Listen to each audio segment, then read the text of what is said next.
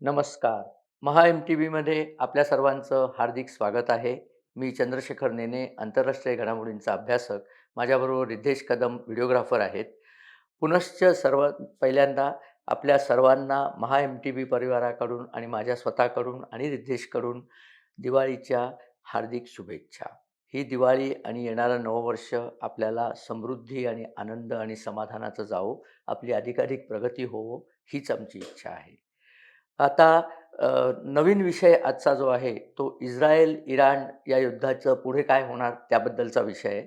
पण त्याआधी मला माझ्या कालच्या व्हिडिओच्या चुकांची एक कबुली द्यायची आहे. काल अनावधानाने व्हिडिओमध्ये 2 चुका झाल्या. एक कालचा व्हिडिओ म्हणजे अ, जस्टिन ट्रुडोच्या बद्दल जो व्हिडिओ केला होता तो.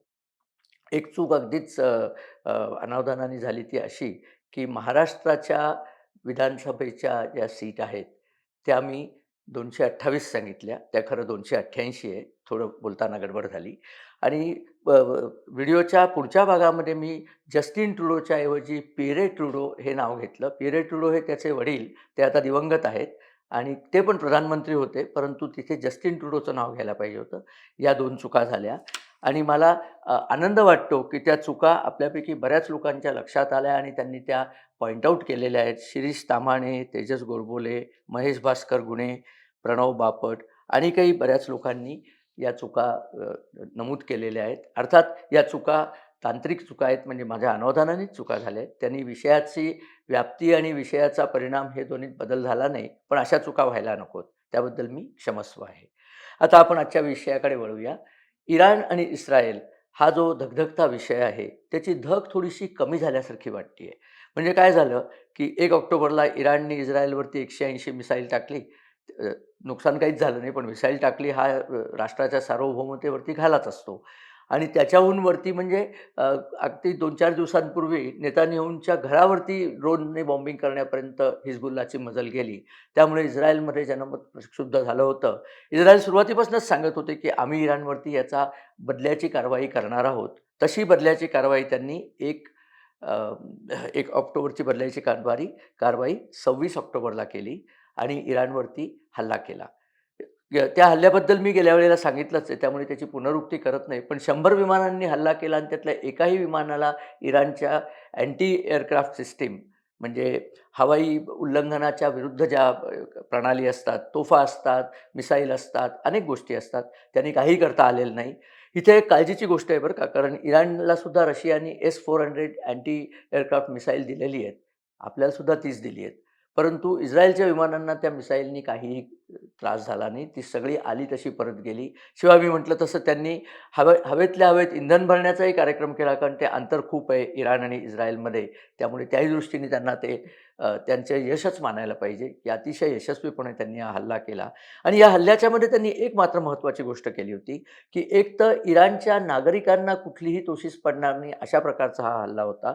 आणि काल नेतान्याहू यांनी जे निवेदन दिलं त्याच्यात त्यांनी सांगितलं, की आम्ही हा हल्ला अतिशय कमी मारक क्षमतेचा केला होता. इराणच्या प्रजेबद्दल आमचं भांडण नाही आहे. इराणची प्रजा ही विनाकारण या युद्धामध्ये ओढली गेली आहे. कारण हे मूल्य जे इराणमध्ये बसलेले आहेत त्यांच्या डोक्यावरती, ते मूल्य नाही तरी ज्या गोष्टीचा इराणशी काहीही संबंध नाही. पॅलेस्टाईनचे लोकं आणि इस्रायल आपापसात काय ते बघून घेतील. मूल्यांनी त्याच्यामध्ये यायचं काही कारण नव्हतं. ते मध्ये आले आणि त्यातही त्यांनी इस्रायलवरती डायरेक्ट हल्ला केला म्हणून आम्हाला त्यांना उत्तर द्यायला लागलं. पण ते उत्तरसुद्धा त्यांनी त्यांच्या मिसाईलच्या फॅक्टऱ्या उद्ध्वस्त केल्या आहेत. ज्या मिसाईल फतेह-1 नावाचं त्यांचं जे मिसाईल आहे, जे वापरून ते इस्रायलवरती हल्ला करत होते, त्या मिसाईलच्या फॅक्टरीची तंतोतंत माहिती, अगदी संपूर्ण माहिती इस्रायलच्या मोसादनी त्यांना बहुतेक पुरवली असावी. त्या फॅक्टरीज त्यांनी उद्ध्वस्त केल्या आहेत. आणि मुख्य गोष्ट त्यांनी जी केली आहे, ती इराणची जी हवाई डिफेन्स म्हणजे हवाई संरक्षण यंत्रणा आहे, ती किती तकलादू आहे, हे त्यांनी तपासून पाहिलेलं आहे. आता हे सगळ्या जगापुढे जाहीर झालेलं आहे, की इराणची व्यवस्था तकलादू आहे. म्हणजे कोणी येऊन इराणला टपली मारून जावं, अशी परिस्थिती झालेली आहे की काय? स्वतः इराणचं जे हवाई दल आहे, ते तर फार शक्तिशाली नाहीच आहे. म्हणजे असं म्हणतात ना, की आता खामेनेई इराणचे जे सर्वोच्च धर्मगुरू आहेत, अयातोल्ला खामेनेई, अली खामेनेई, त्यांनी लगेच सांगितलं, की याचा इसकी सजा मिलेगी, बराबर मिलेगी, अशा प्रकारचं स्टेटमेंट त्यांनी केलं. पण ते स्टेटमेंट भुयारात बसून केलं, कारण बाहेर येण्याची हिंमत नाहीये.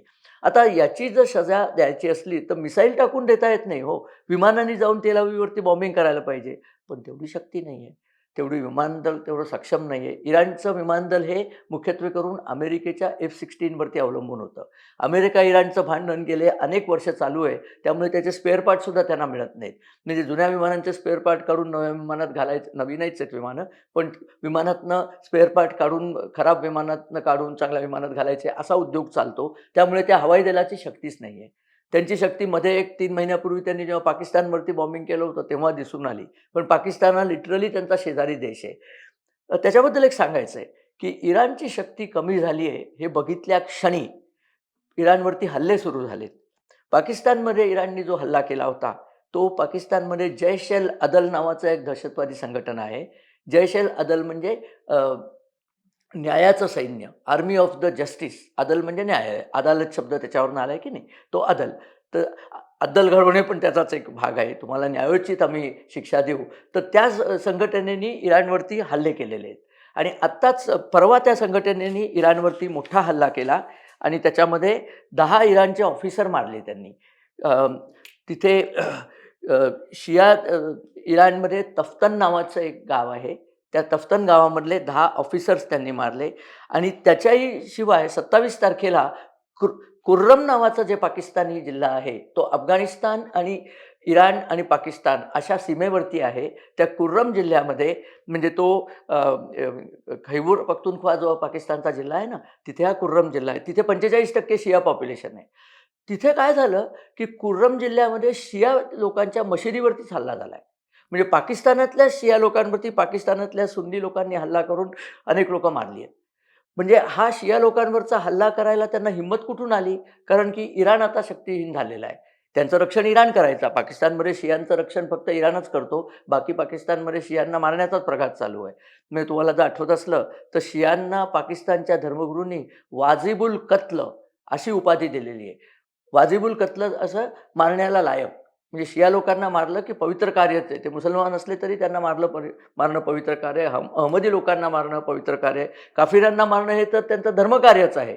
अशा प्रकारची जी सोसायटी पाकिस्तानमध्ये आहे, त्यांनी शियांना मारायला सुरुवात केली आहे. बरं हे तर आपण इराणच्या सीमेवरचं सांगतोय. खुद्द इराणमध्ये कोम नावाचं जे गाव आहे, भारतात वाराणसीला जे महत्त्व आहे, म्हणजे धार्मिकदृष्ट्या सर्वात महत्त्वाचं तीर्थक्षेत्र म्हणू आपण त्याला. इराणमध्ये तशी 2 तीर्थक्षेत्र आहेत. एक म्हणजे इराण-अफगाणिस्तान बॉर्डरवरती माशाद नावाचं आहे, जिथे त्यांचे जे इमाम होते त्यांची कबर आहे. तर माशाद हे त्यांचं एक तीर्थक्षेत्र. सगळ्या जगभरच्या शिया लोकांचं ते तीर्थक्षेत्र आहे. इराणचं तर निश्चितच आहे. आणि दुसरी कोम नावाची जे शहर आहे, त्याला होली सिटी ऑफ कोम असंच म्हटलं जातं. म्हणजे तिथे खूप मशिदी, खूप मदरसे, खूप मुल्ला मौलवी म्हणजे खोमेनी स्वतःही कोमचेच होते. आत्ताचे सुद्धा हे अली खामेनी पण कोमचेच आहेत. त्या कोममध्ये काही बायकांनी एका मौलवीची पगडी उडवून त्याला मारला. मारला म्हणजे मारून नाही टाकला, पण बडवला. बायकांनी बडवला हे लक्षात ठेवा. म्हणजे पुरुष आणि बायका सगळ्यांनी मिळून त्यांना बडवलं आणि सांगितलं, की तुमच्या मूर्खासारख्या धोरणांमुळे आमच्या जगण्यामध्ये व्यत्यय येतो आणि उगाचच त्रास येतो. याचा अर्थ असा, की इस्रायल आणि अमेरिकेची जी व्यूहरचना आहे, की इराणमधल्या लोकांना शक्ती मिळावी, ह्याच्याकरता मुलांची जर शक्ती कमी झाली, तर इराणमधली सामान्य जनता जी उगाच भरडली जातीये, ती उठाव करेल आणि या मुलांची उचलबांगडी करेल. कारण माझ्या अनेक इराणी मित्रांनी सांगितलेलं आहे, की आम्ही शहाला जेव्हा उखडून टाकला, तर त्याला अनेक वर्ष झाली. 1980 साली शहांना उखडून टाकलं, 44 वर्ष झाली. त्याच्यानंतर हे खोमेनी जे येऊन बसले, ते इतके ज्याला हिंदीमध्ये दकियानुसी म्हणतात किंवा अंधश्रद्धा आणि असं सगळं वाढवणारे लोकं, अत्यंत पुराणमतवादी मूल्ये आमच्या डोक्यावर येऊन बसतील, अशी आम्हाला कल्पना नव्हती. आणि बसल्यानंतर त्यांनी असा पगडा आमच्यावरती बसवलेला आहे. इराणमध्ये 2 गोष्टी आहेत तुम्हाला सांगून ठेवतो. पोलीस दल तर आहेच. सैन्यामध्ये अतिशय कडवी ब्रिगेड म्हणजे IRGC म्हणजे इराणियन रिपब्लिकन गार्ड कोर म्हणजे अल-कुद्स त्याला म्हणतात म्हणजे जेरुसलेम ब्रिगेड. त्यांच्या खालोखाल पोलीस दल.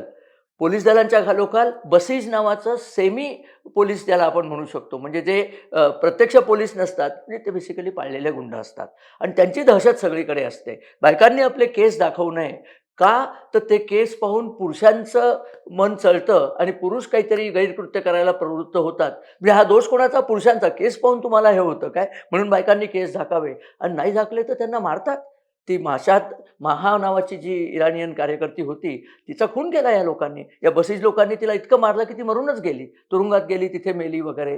त्यामुळे इराणची सामान्य जनता आणि पर्टिक्युलरली स्त्रिया हा अतिशय संतप्त आहेत. कारण शहाच्या काळात या स्त्रियांच्या आई आणि आजीला फ्रीडम बघायला मिळालेलं आहे. आणि आता हे जे सगळं कोंडून टाकलेलं आहे, हे पाकिस्तान आणि इराणचे मौलवी काय जे सांगत असतात, की परमेश्वराने अनेक प्राणी हे खरोखर हे कुराणमधलं वचन सांगतोय मी. अनेक प्राणी निर्माण केले, त्याच्यातलाच एक प्राणी म्हणजे स्त्री निर्माण केला. तुम्हाला जरी तो माणसाचा सारखा दिसत असला, तरी तो प्रत्यक्ष प्राणीच आहे आणि त्याचं मुख्य काम म्हणजे पुरुषाला सुख देणं आणि मुलं पैदा करणं एवढंच आहे. ही ज्यांची वृत्ती, ते मूल्य इराणमध्ये राज्यावरती आहे. हे मला तुम्हाला सांगायचं आहे. आणि आताच्या युगात कुठली स्त्री असं सहन करेल? तर या स्त्रिया आणि त्यांच्या योगाने त्यांच्याबरोबरचे जे समजदार पुरुष आहेत, त्यांना काही चांगल्या गोष्टी सांगाव्यात आणि त्यांना जी हिंमत नाही आहे, कारण मूल्यांची संज्ञावरती आहे, ती हिंमत मिळावी म्हणून सुद्धा हे हल्ले केले गेले. आणि नेतान्याहूंनी सांगितलंय, की इथे आम्ही थांबलेलो नाही आहोत. इराणनी जर आमच्यावरती पुन्हा ह्याचा बदला म्हणून काही कार्यवाही करायची भूमिका घेतली, तर असा मार मिळेल, की पूर्वी कधी पाहिला नाही. आणि 2 गोष्टी बघा हं, त्यांनी इराणची एअर डिफेन्स सिस्टम पूर्णपणे आता तपासून घेतलेली आहे. त्यांना माहिती आहे त्याचे कच्चे दुवे काय आहेत. हा एक भाग झाला. इराणचे जे आण्विक कार्यक्रम आहेत ते कुठे-कुठे चालले त्याची खडानखडा माहिती त्यांच्याकडे आहे. इराणचे तेल साठे कुठे आहेत याची माहिती आहे. ठरवलं जर इस्रायलनी तर इस्रायल इराणला मध्ययुगात ढकलू शकेल एवढी शक्ती सध्या इस्रायलकडे आहे. आणि अमेरिका आता त्यात उतरलेली आहे. आत्ताच बातमी आली आहे, की अमेरिकेचे जे सिरिया आणि जॉर्डनमध्ये जी तळ आहेत, त्या तळावरती इराण समर्थित दहशतवाद्यांनी हल्ला केला आणि त्याच्यावरती अमेरिका अत्यंत जोशाने तुटून पडलेली आहे. त्यामुळे इराणचे पुढचे दिवस कठीणच आहेत. आत्ता जर खमेनींनी शहाणपणा दाखवून काहीही केलं नाही, बडबड कितीही करू दे, बडबड करण्याला काही कोणी रोखू शकत नाही. पण प्रत्यक्ष कारवाई केली नाही तर हे थंडावेल. हे थंडावलं की तेलाच्या किमती ज्या अजून खाली आहेत, त्या आटोक्यात राहतील. स्टॉक मार्केट जी सध्या वर आहेत, ती वरच राहतील. म्हणजे सामान्यांच्या जीवनाला त्रास होणार नाही. बघूया काय होतं ते. अशी इच्छा आहे, की इराणच्या नेतृत्वाला बुद्धी चांगली सुचावी. धाकानी का होईना, पण इस्रायल विरुद्ध काही कारवाई करू नये, अशी त्यांना बुद्धी सुचली, तर इस्रायलही आपली कारवाई मागे घेईल. आता गाझामधनं त्यांच्याकडे सांगावे आलेले आहेत, की आता ही लढाई थांबवा, खूप मार मिळाला आम्हाला. आम्ही तुमचे दहशतवादी सोडायला तयार आहोत. इजिप्तने अशी भूमिका घेतली आहे. आजचीच बातमी आहे. इजिप्तने 2 दिवसाची परिषद करावी असा प्रस्ताव टाकलेला आहे. पण नेतान्याहूंनी सांगितलंय, माझ्यापर्यंत अजून ही बातमी आलेली नाहीये. हिजबुल्लाने सुद्धा सांगितलेलं आहे, की आम्हाला आता करार करायचा तुमच्याशी. कारण हिजबुल्लाचा 2006 साली जो करार झाला होता इस्रायल आणि हिजबुल्लाच्या मध्ये, त्याच्या वेळेला युनायटेड नेशन्सनी रिझोल्यूशन 1701 पास केलेलं आहे. ज्याच्यात या दोघांनी एकमेकांची लढाई करायची नाही, युद्धविराम करावा असं ठरवलेलं आहे. आणि आता इस्रायलनी लेबनॉनच्या सीमेवरचे बहुतेक हिजबुल्लाचे जी बोगदे खणून त्यांनी शस्त्रास्त्र ठेवली होती, ते नष्टच करत आणलेले आहेत. तर कदाचित तिथली लढाई हळू कमी होईल. आणि या सगळ्याचा फायदा म्हणून अरब देशांमधले जे सुन्नी देश आहेत, जे पॅलेस्टाईनच्या बाजूनी नाही आहेत आणि जे ज्यांना स्वतःच्या प्रगतीची आस आहे, सौदी अरेबिया, बहारीन, कुवेत हे सगळे आणि जॉर्डन हे जे देश आहेत आणि इजिप्त, तर ते देश सगळे एकवटून शिया लोकांचं वर्चस्व कमी करायचं आणि इस्रायलबरोबर जुळवून घ्यायचं या मार्गाला लागतील, ही खात्री आहे. असं झालं तर जग एक निश्वास सोडेल, की तिसरं महायुद्ध नक्कीच पुढे ढकललं गेले. बघू काय होतं ते. तर हे आपल्याला आपल्यापर्यंत ही बातमी पोहोचवायची होती. पुढे-पुढे काय होईल ते मी सांगणारच आहे. पण आत्ता तरी घटना शांततेकडे चालल्या आहेत, असं वरवर दिसणारं चित्र आहे. आता इथे मला काल केलं होतं तसं पुन्हा एक आवाहन करायचं आहे. दरवर्षीप्रमाणे यंदाही तरुण भारतने एक अत्युत्कृष्ट दिवाळी अंक काढलेला आहे. हा तो दिवाळी अंक तरुण भारतचा आणि याच्यामध्ये खूप चांगले-चांगले लेख आहेत. तुम्ही जसे दिवाळीचा फराळ करता, तसा हा बौद्धिक फराळ आहे. अप्रतिम लेख ह्याच्यात आहे. डॉलरायझेशनवरती एक फार चांगला परिसंवाद तज्ञांनी केलेला आहे. नंतर पंजाबमध्ये जे चाललेलं आहे, त्या पंजाबमधल्या सगळ्या पंजाबचं जे क्रुसेड ज्याला म्हणू, धर्मयुद्ध करायचा खालिस्तानी लोकांचा जो विचार आहे, त्याच्याबद्दल योगिता साळवी यांनी एक प्रदीर्घ लेख लिहिलेला आहे. स्वाती तोरसेकरांचा अ, युरोपमधलं पुनर्जागरण या विषयावरती एक अतिशय उत्कृष्ट लेख आहे. असे अनेक चांगले-चांगले लेख आहेत. आसाममधल्या अहोम संस्कृतीवरती एक लेख आहे. काही कथा चांगल्या ह्याच्यात आहेत. तर आपल्याला जर हा दिवाळी अंक ऑर्डर करायचा असला तर Amazonवरती तो ऑर्डर करण्याची लिंक या माझ्या व्हिडिओच्या शेवटी दिलेली आहे. जरूर आपण या दिवाळी अंक ऑर्डर करून याचा लाभ घ्यावा. हे एक आपल्याला सांगायचं होतं. आणि आपल्याला जर हा व्हिडिओ आवडला तर आपण मित्र आणि परिवाराबरोबर तो शेअर करा. आमच्या चॅनलला सबस्क्राईब करा आणि आपले लाईक्स आणि आपले कमेंट्स आमच्यापर्यंत पोहोचवा. ते तसे जे कमेंट्स आमच्याकडे येतात त्याने आम्हाला नवीन-नवीन गोष्टी बोलण्याचा हुरूप येतो. त्यातल्याच काही निवडक कमेंट्स मी वाचून दाखवतो. तर त्या आपल्यापर्यंत मला न्यायच्या आहेत. महादेव सुतार म्हणतात, "नेने सर, आपण फार दिवस झाले पाकिस्तानमध्ये काय चालू आहे याबद्दल माहिती दिलेली नाही. त्यावर एक व्हिडिओ करावा ही विनंती. धन्यवाद." धन्यवाद महादेवजी. आमचा विचार आहेच, कारण पाकिस्तानवरचं लक्ष थोडं कमी झालं होतं, कारण तिथे काय नुसत्या मारामाऱ्याच चालल्या होत्या, पण सत्ताबदल काही घडत नव्हता. आता नवीन काय होतंय त्याबद्दल लवकरच एक 2-4 दिवसामध्ये आम्ही तो व्हिडिओ करू. शिरीष तामाणेंनी सांगितलेलंच होतं, की 228 आमदार आणि ते 288 खरे आहेत, ते बद्दल त्यांनी लिहिलेलं आहे आणि त्यांनी दीपावलीच्या शुभेच्छा दिलेल्या आहेत. आपला प्रत्येक व्हिडिओ अभ्यासपूर्ण असतो. मला ते खूप आवडतात. आज आपल्या या व्हिडिओमध्ये आपण अ, हे त्या कालच्या व्हिडिओबद्दल त्यांनी सांगितलंय. सुधीर आठवलेंनी सुद्धा तो उल्लेख केलेला आहे. महाराष्ट्रात 288 आमदारांच्या जागा आहेत, 228 नव्हे. धन्यवाद माझ्या हे चूक दर्शवल्याबद्दल. श्रीकृष्ण शेजवलकर लिहितात, ट्रुडोसारखे लोक पंतप्रधान पर्यंत पोहोचतात या गोष्टीचं आश्चर्य वाटतं. पण काही वेळा भारतातील विरोधी पक्षातील पंतप्रधान पदाचे स्वप्न बघणारे, लायकी नसणारे लोक पाहिल्यावर भारताच्या भवितव्याची देखील चिंताच वाटते. भारतीय मतदार लवकरात लवकर सुज्ञ होईल, ज्ञानी होईल, जातीपातीतून मुक्त होईल, मतदान करेल अशी एक अपेक्षा करूया. अगदी बरोबर आहे शेजवलकर सर, तुमचं म्हणणं योग्य आहे. आपलं सुदैव आहे की अशा प्रकारची स्वप्न पाहणारे पंतप्रधान अजून झालेले नाही आहेत. तरी याच्या आधी आपण देवेगौडासारखे, ज्यांना पुढे स्लीपिंग ब्युटी म्हणण्यात आलं, असे पंतप्रधान आणलेले होतेच. आणि आजसुद्धा केजरीवालसारख्या लोकांना मुख्यमंत्री म्हणून निवडून देणारे आपलेच मतदार आहेत. ते लवकरात लवकर सुज्ञ होतील अशी मी सुद्धा अपेक्षा करतो. डॉक्टर अरुण जोशी त्यांनी सुद्धा "नेने साहेब, तुम्हाला आणि तुमच्या परिवाराला दिवाळीच्या हार्दिक शुभेच्छा. चीनविषयी सविस्तर व्हिडिओ करावा अशी विनंती आहे. आजचाही व्हिडिओ नेहमीप्रमाणे उत्तम आहे. पुढच्या व्हिडिओची प्रतीक्षा आहे." धन्यवाद डॉक्टर अरुण जोशी. नक्कीच मी अशा प्रकारचे चांगले-चांगले व्हिडिओ आणखीन करू. आपल्याला सांगायला मला आनंद वाटतो, की कालच्या व्हिडिओला जवळ-जवळ 17,000 व्ह्यूज, आत्ता 24 तास पण झालेले नाही आहेत, 17,000 व्ह्यूज आलेत आणि बहुतेक व्ह्यूजच्या 70% लोकांनी विशेष करून दिवाळीच्या शुभेच्छा आम्हाला आणि आमच्या महा MTV परिवाराला दिल्या आहेत. त्याबद्दल सगळ्यांचे धन्यवाद आणि माझ्या इकडनं पुन्हा एकदा सगळ्यांना अ, शुभेच्छा. अ, अ, प्रणव बापट यांनी सुद्धा पिएरे ट्रुडो ते चूक चूक आहे ते सांगितलेलं आहे. ते मी मगाशी सगळं सांगितलंच. रोहन नातू लिहितात, "सध्या काश्मीरमध्ये होणाऱ्या हल्ल्यांबद्दल आपले काय मत आहे? भारत सरकार त्याबद्दल काही ठोस पावलं उचलताना दिसत नाही. थँक्स." 2 गोष्टी सांगायच्या आहेत. एक तर उमर अब्दुल्लाचं सरकार आल्यानंतर या लोकांना जोर चढला, की सरकार आता आपल्याला काही करणार नाही. ती त्यांची चुकीची समजूत होती. त्यांनी हल्ले जरी वाढवलेले असले तरी कालच बातमी आहे, की भारत सरकारनी टँक सदृश ज्या चिलखती गाड्या आहेत त्याचाही वापर करायला सुरुवात केली. BMP त्यांना म्हणतात, मोटराइज्ड पेट्रोल म्हणून. तर त्या मोटराइज्ड पेट्रोल म्हणजे टँकच असतो तो. फक्त टँक इतकं जास्ती मोठी त्याच्यावर तोफ नसते.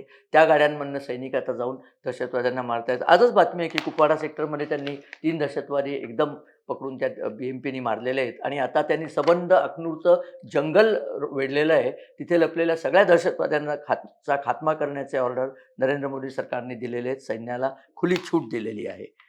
अ, तेव्हा तेव्हा काश्मीरमध्ये सरकार काही करत नाही, हे आपली चुकीची समजूत आहे. नक्कीच सरकार पावलं उचलतंय. थोडा वेळ लागतोय, कारण त्या दहशतवाद्यांचं मनोबल जरा वरती आलं होतं. पण मी मागे सांगितलं तसं, हिते करून पुरायचं नाही. पाकिस्तानच्या ब्रिगेडचं जे हेडक्वार्टर आहे पलीकडे पाकिस्तानमध्ये, त्याच्यावर हल्ला केला म्हणजे हे सगळं थांबेल. कारण जोपर्यंत पाकिस्तानी सैन्याला झळ पोचत नाही, तोपर्यंत दहशतवादी काय मदरशातनं हवे तेवढे मिळतातच आहेत. तेव्हा कुठेतरी भारताला हा विचार करावाच लागणार आहे. असो, पुढे काय होईल ते आपण बघूच या. तोपर्यंत दिवाळीचा आनंद घ्या. नमस्कार आणि धन्यवाद.